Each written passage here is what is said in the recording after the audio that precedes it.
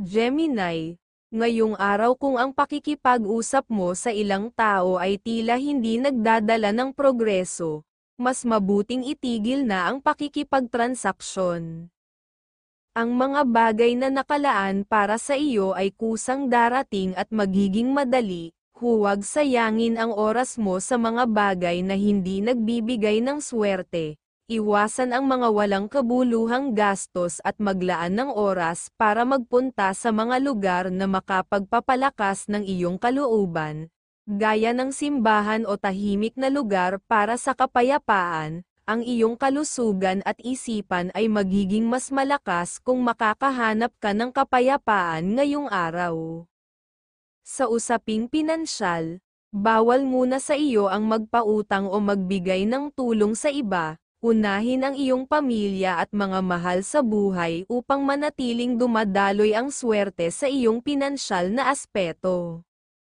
Ipinapahiwatig ng mga bituin na ang first day ay magiging masaya at puno ng positibong enerhiya para sa iyo, habang ang Wednesday ay maaaring magdala ng kaunting lungkot, subalit, tandaan na may kakayahan kang baguhin ang mga prediksyon na ito sa pamamagitan ng matalinong mga desisyon. Sa aspeto ng pag-ibig, magiging maganda ang takbo ng araw mo kung maglalaan ka ng oras para sa isang simpleng salo-salo o bonding kasama ang iyong minamahal. Ang ganitong mga aktibidad ay magpapatibay ng inyong samahan at magdadala ng dagdag na gabay at proteksyon sa inyong relasyon. Ang Leo ay isang mahalagang kaibigan na maaari mong sandigan sa oras ng pangangailangan, para mas mapalakas pa ang iyong swerte.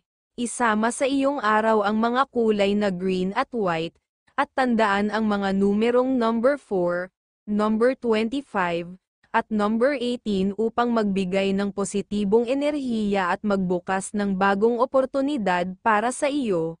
Huwag kalimutan, ang Libra ang iyong kaibigang zodiac sign, na nagbibigay ng gabay mula sa mga bituin, upang magdala ng inspirasyon sa iyong mga hakbang.